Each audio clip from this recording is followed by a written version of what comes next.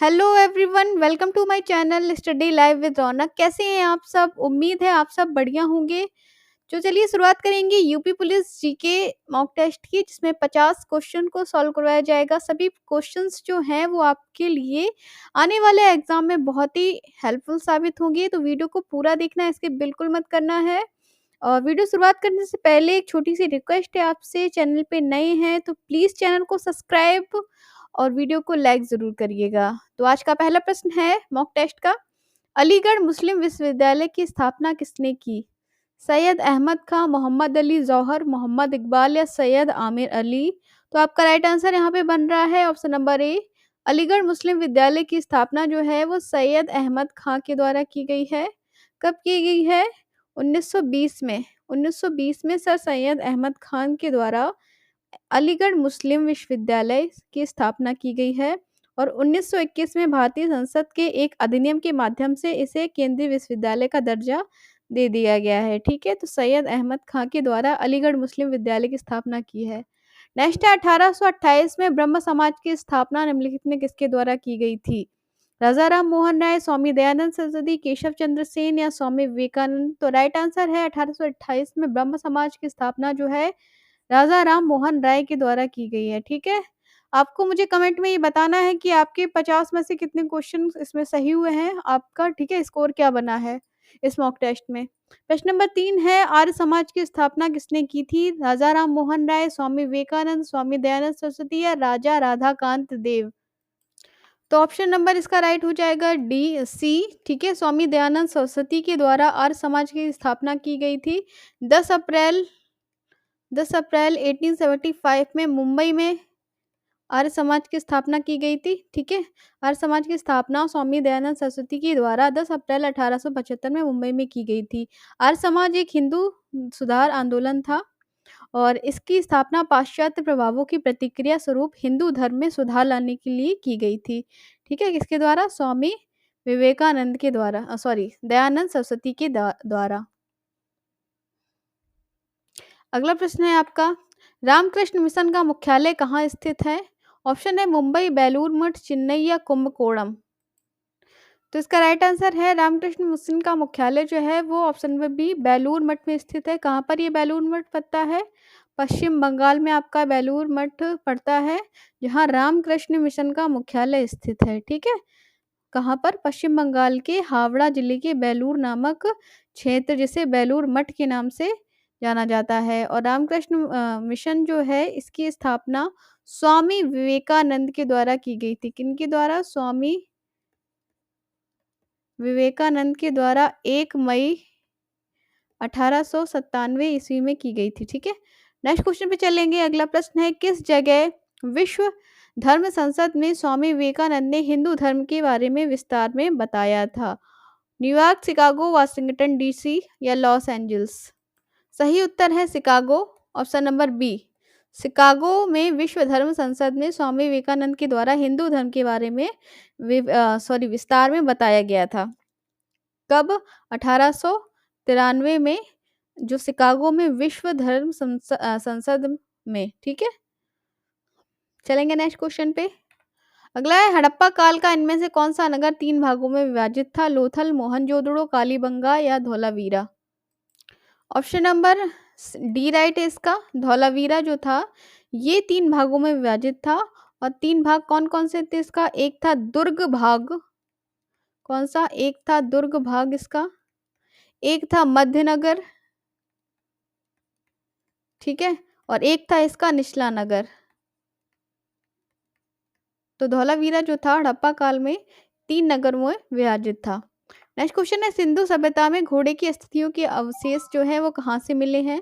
बनवाली, चंदहुड़ू, सूतकांगडोर या सुरकोटदा? तो सिंधु घाटी सभ्यता में जो घोड़े की अस्थियों के अवशेष मिले हैं वो आपके सुरकोटदा से मिले हैं। ऑप्शन नंबर डी राइट है। कहाँ से? सुरकोटदा से। अगला प्रश्न रहने वाला है, उपनयन समारोह से क्या तात्पर्य है?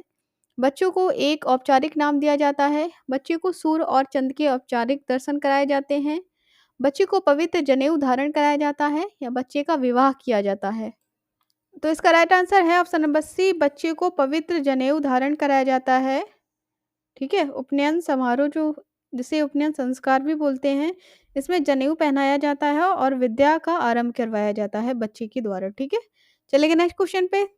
अगला है, ऋग्वेद में निम्नलिखित में से किस देवता की सर्वाधिक महत्व वर्णन है? वरुण, अग्नि, इंद्र या शिव? ऋग्वेद में जो सबसे अधिक देवता सबसे शक्तिशाली जिनका माना गया है वह है आपके इंद्रदेव जी, ठीक है। इंद्रदेव को ऋग्वेद में सर्वाधिक महत्व देखने को मिलता है और सबसे ज्यादा उल्लेख जो है वो इंद्र देवता ही का है। चलेंगे नेक्स्ट क्वेश्चन पे। अगला है, 24वें जैन तीर्थंकर या अंतिम तीर्थंकर कौन थे? पार्श्वनाथ, ऋषभ, महावीर, अरिष्ट नेमि। तो आपका right answer option number C, Mahavir Swami जो थे वो 24वें जैन तीर्थंकर या अंतिम तीर्थंकर थे। नेक्स्ट क्वेश्चन है, देव नाम प्रिय नाम से किसे दिया गया था? हर्ष, अशोक, कनिष्क या चंद्रगुप्त मौर्य। तो ऑप्शन नंबर बी राइट है। सम्राट अशोक को देव नाम प्रियदर्शी के नाम से जाना जाता है, जिसका अर्थ है देवों का प्रिय, ठीक है। देव नाम प्रियदर्शी जो था वो अशोक अशोक को जाना जाता था, जिसका नाम था देवों का प्रिय। नेक्स्ट क्वेश्चन है, सम्राट अशोक का कौन सा शिलालेख कलिंग पर उनके विजय का उल्लेख करता है? प्रथम, चतुर्थ, 10वां या 13वां? तो आपका राइट है ऑप्शन नंबर डी, 13वां। 13वां शिलालेख जो है उसमें कलिंग विजय का वर्णन हुआ है अशोक के 13वें शिलालेख में, और कलिंग युग के बाद जो था अशोक ने बौद्ध धर्म अपना लिया था। नेक्स्ट क्वेश्चन है, त्रिपिटक निम्नलिखित में किससे संबंधित है? जैन से, सिखों से, बौद्धों से या हिंदुओं से? तो त्रिपिटक ग्रंथ जो है ये आपका बौद्धों से संबंध है क्या? त्रिपिटक जो है ये बौद्ध ग्रंथ है, ऑप्शन नंबर सी राइट है। अगला प्रश्न है, भगवान बुद्ध की 200 फीट ऊंची कांस्य प्रतिमा स्थापित करने का निर्णय लिया गया है कहाँ पर? कुशीनगर, श्रावस्ती, सारनाथ या बामियान में? राइट आंसर है ऑप्शन नंबर ए, कुशीनगर में, ठीक है। भगवान बुद्ध की 200 फीट ऊंची प्रतिमा जो है वो उत्तर प्रदेश के कुशीनगर में स्थापित करने का निर्णय लिया गया है। 13 दिसंबर 2013 को उत्तर प्रदेश के मुख्यमंत्री अखिलेश यादव ने इस बहु करोड़ परियोजना की आधारशिला रखी थी, ठीक है। चलेंगे नेक्स्ट क्वेश्चन पे। अगला है, लौह एवं रक्त की नीति किसने अपनाई? ठीक है, क्या पूछ रहा है? लौह एवं रक्त की नीति किसने अपनाई? बलबन, अलाउद्दीन खिलजी, मोहम्मद बिन तुगलक या बाबर? राइट आंसर है यहाँ पर आपका ऑप्शन नंबर ए राइट है, बलबन। लौह एवं रक्त की नीति जो है वो बलबन ने अपनाई थी। किस लिए अपनाई थी? मंगोलों के आक्रमण से बचने के लिए। मंगोलों के आक्रमण से बचने के लिए लौह एवं रक्त की नीति अपनाई गई थी बलबन के द्वारा। नेक्स्ट क्वेश्चन है, किसके शासनकाल में इब्न बतूता भारत आया था? इब्न बतूता जो कि एक मोरक्को यात्री था। कौन था? मोरक्को यात्री था। ये किसके शासनकाल में भारत आया था? तो आपका राइट आंसर है यहाँ पर, राइट आंसर है ऑप्शन नंबर बी, मोहम्मद बिन तुगलक के शासनकाल में इब्न बतूता जो था वो भारत आया था, जो अफ्रीका के मोरक्को देश का रहने वाला था, ठीक है। 1333 ईस्वी में। कब? 1333 ईस्वी में मोहम्मद बिन तुगलक के शासनकाल में भारत आया था। चलेंगे नेक्स्ट क्वेश्चन पे। अगला है, भारत पे तैमूर ने किस वर्ष आक्रमण किया था? ऑप्शन है 1294, 1417, 1213 या 1398। ऑप्शन नंबर डी राइट है। 1398 ईस्वी में भारत पर तैमूर के द्वारा आक्रमण किया गया था। यह आक्रमण तुगलक वंश के लिए सबसे घातक सिद्ध हुआ था, ठीक है। किस वर्ष? 1398 ईस्वी में भारत पर तैमूर के द्वारा आक्रमण किया गया था, और तैमूर लंग ने हिंदू राजाओं और शासकों को नष्ट करने के उद्देश्य से 1398 ईस्वी में भारत पर आक्रमण किया था। ऑप्शन नंबर डी राइट है। नेक्स्ट क्वेश्चन है, तारीख फिरोज शाही के लेखक कौन है? यदुन बर्नी, हसरत निजामी, इशामी या इब्न बतूता? तारीख फिरोज शाही जो है ये जियाउद्दीन बर्नी के द्वारा लिखी गई है। भारत फारसी इतिहास पे लिखी एक किताब है, ठीक है।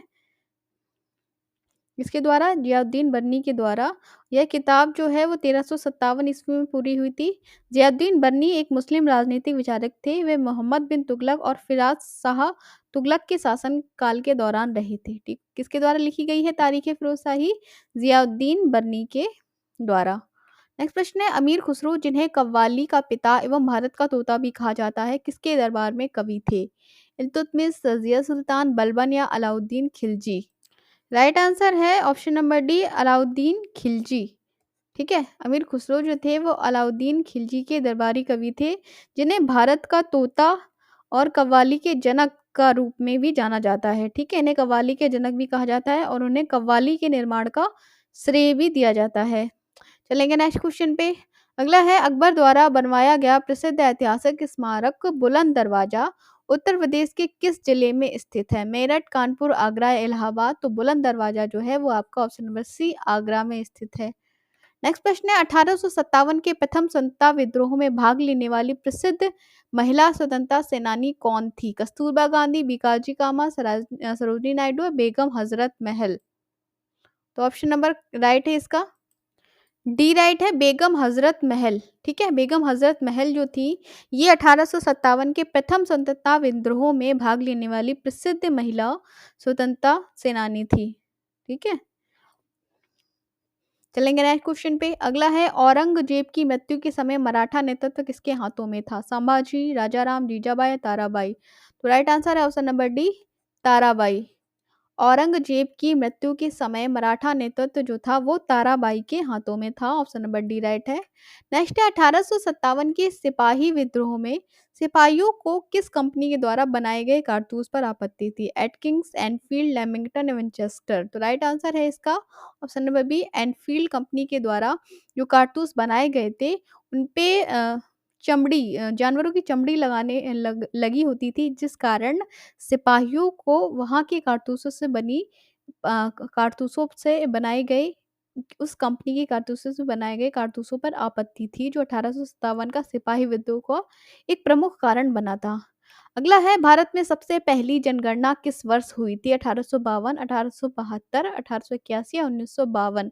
राइट आंसर है यहाँ पर आपका ऑप्शन नंबर बी राइट है। 1872 ईस्वी में सबसे पहली जनगणना करवाई गई थी और यह जनगणना जो थी यह ब्रिटिश सरकार ने कराई थी, ठीक है? और क्योंकि ब्रिटिश वायसराय लॉर्ड मेयो के शासनकाल में, ठीक है? 1872 में। अगला है टीपू सुल्तान कहाँ का शासक था? हैदराबाद, मदुरई, मैसूर या विजयनगर। हैदराबाद, मदुरई, मैसूर या Vijayanagar. Tipu option number C right है। मैसूर का शासक था और इन्हें मैसूर के बाग के नाम से प्रसिद्ध थे। मैसूर के बाग। टीपू सुल्तान जो था वो मैसूर का शासक था और ये मैसूर के बाग के नाम से प्रसिद्ध थे। अगला है निम्नलिखित में से कौन अवध का प्रथम नवाब था? आसिफुद्दौला, सादत खां, शुजाउद्दौला या सफदरगंज। राइट आंसर है ऑप्शन नंबर बी जो आपको नजर आ रहा है सादत खां, जिनका पूरा नाम सादत खान बुरहान उल मुल्क था, वो अवध के पहले नवाब थे, ठीक है? 1722 ईस्वी में नियुक्त किए गए थे। कब? 1722 ईस्वी में नियुक्त किए गए अवध के प्रथम नवाब थे। कौन? सादत खान। इनका पूरा नाम था सादत खान बुरहान उल मुल्क। नेक्स्ट क्वेश्चन था ब्रिटिश शासन को भारत से उखाड़ फेंकने के लिए किसने फ्रांसीसियों की मदद मांगी थी? ऑप्शन नंबर डी इसका आंसर सही है। टीपू सुल्तान के द्वारा ब्रिटिश शासन को भारत से उखाड़ फेंकने के लिए फ्रांसीसियों की मदद मांगी थी, ठीक है? किसने? टीपू सुल्तान ने। नेक्स्ट है किस मुगल बादशाह ने इलाहाबाद को अपनी राजधानी बनाया? अकबर, शाह आलम या जियाउद्दीन बर्नी या इनमें से कोई नहीं। ऑप्शन नंबर ए है अकबर। मुगल बादशाह अकबर के द्वारा इलाहाबाद को अपनी राजधानी बनाया गया। इलाहाबाद जिसे वर्तमान में प्रयागराज के नाम से जाना जाता है, इसकी स्थापना 1583 में मुगल सम्राट अकबर ने की थी। अकबर ने ही इसे इलाहाबाद नाम दिया था। नेक्स्ट है खिज्र खान निम्नलिखित में से किस राजवंश से संबंधित था? गुलाम वंश, खिलजी वंश, सैयद वंश या शाह वंश। तो खिज्र खान जो था ये सैयद वंश से संबंधित था। ऑप्शन नंबर सी राइट है। नेक्स्ट है बृहद सांची स्तूप किस काल से संबंधित है?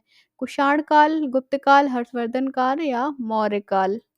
राइट आंसर है ऑप्शन नंबर डी मौर्य काल। बृहद सांची स्तूप जो है इसका संबंध सीधा सीधा मौर्य काल से है। ये मौर्य काल से जुड़े स्तूपों में सबसे बड़ा स्तूप है, ठीक है? मौर्य काल की कला का वर्णन करता है ये स्तूप। सबसे पुरानी पत्थर की संरचनाओं में से एक है ये बृहद सांची का स्तूप। चलेंगे नेक्स्ट क्वेश्चन पे। अगला है इंपीरियल बैंक ऑफ इंडिया की स्थापना किस वर्ष की गई थी? 1921, 1930, 1935 या 1955। ऑप्शन नंबर ए राइट है। 1921 में इंपीरियल बैंक ऑफ इंडिया की स्थापना की गई थी, ठीक है? 27 जनवरी 1921 में इंपीरियल बैंक ऑफ इंडिया की स्थापना की गई थी। इसकी स्थापना जे एम कीन्स के द्वारा की गई थी। किसके द्वारा? जे एम कीन्स के द्वारा की गई थी। यह 3 प्रेसिडेंट बैंकों को एकल इकाई में विलय करके बनाया गया था। ये 3 प्रेसिडेंसी बैंक थे, bank of Bengal, bank of Bombay, bank of Madras, ठीक है? 3 बैंकों का विलय करके तब इंपीरियल बैंक ऑफ इंडिया की स्थापना की गई थी। Bank of Bengal, bank of Bombay, bank of Madras. कब? 27 जनवरी 1921 को। नेक्स्ट क्वेश्चन है, निम्नलिखित में से कौन-सा व्यवस्थापिका का कार्य नहीं है? कानून बनाना, बजट पारित करना या कार्यपालिका पर नियंत्रण? व्यवस्थापिका का कार्य यहाँ पर कानून बनाना नहीं है, ठीक है? ऑप्शन नंबर ए आपका राइट है। व्यवस्थापिका का कार्य क्या नहीं है? बजट बनाना, बजट पास करना, बजट पारित करना, कार्यपालिका पर नियंत्रण, ये तीनों ही कार्य जो है ये हैं किसके? व्यवस्थापिका के। बट इसका जो कानून है ये सरकार के लिए कानून नहीं बनाता है, ठीक है? व्यवस्थापिका जो है ये सरकार का ही एक अंग है, लेकिन ये जो है कानून नहीं बनाता है। ऑप्शन नंबर ए राइट है। अगला है, सामाजिक समझौता सिद्धांत प्रणेता कौन है? हॉब्स, लॉक, रूसो या सभी विकल्प सही है? तो सामाजिक समझौता का सिद्धांत जो है इन्हीं तीनों का है, इसलिए ऑप्शन नंबर डी राइट है, सभी विकल्प सही है। अगला है, किस संवैधानिक संशोधन द्वारा दिल्ली में विधानसभा की स्थापना की गई थी? 65वें, 69वें, 72वां या कोई विकल्प सही नहीं है। ऑप्शन नंबर बी राइट है। 69वें संविधान संशोधन जो हुआ था उसमें दिल्ली में विधानसभा की स्थापना की गई थी।